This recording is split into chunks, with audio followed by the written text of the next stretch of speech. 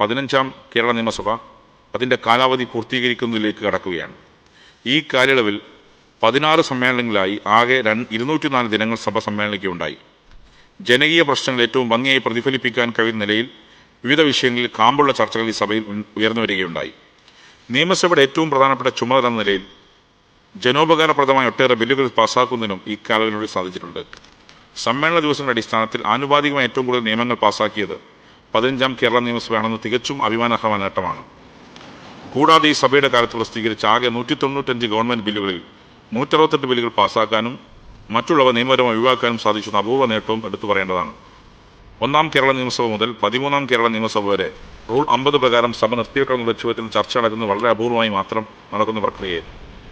എന്നാൽ അത്തരത്തിലുള്ള 18 നോട്ടീസുകളിന്മേൽ ചർച്ചയ്ക്ക് സന്നദ്ധമായിക്കൊണ്ട് മറ്റൊരു മാതൃക സൃഷ്ടിക്കുന്നതിനും 15ാം കേരള നിയമസഭയ്ക്ക് സാധിച്ചു. 7ാം സമ്മേളനത്തിലെ 16ാം സമ്മേളനത്തിലും സഭ നിയന്ത്രിക്കുന്നതിനുള്ള ചെയർമാൻമാരുടെ 3-അംഗ പാനലിൽ വനിതാ അംഗങ്ങളെ മാത്രം ഉൾപ്പെടുത്തിക്കൊണ്ടുള്ള തീരുമാനവും പരക്കെ സ്വാഗതം ചെയ്യപ്പെട്ടു. ഇത്തരത്തിൽ നേട്ടങ്ങൾക്കിടയിൽ വിവിധ കാരണങ്ങളാൽ ചില സമ്മേളനങ്ങൾ വെട്ടിച്ചുരുക്കിയത് കാരണം ആകെ സമ്മേളന ദിവസങ്ങളിൽ ചെറിയ കുറവുണ്ടായത് ചേർ കാണാതെ പോകുന്നില്ല.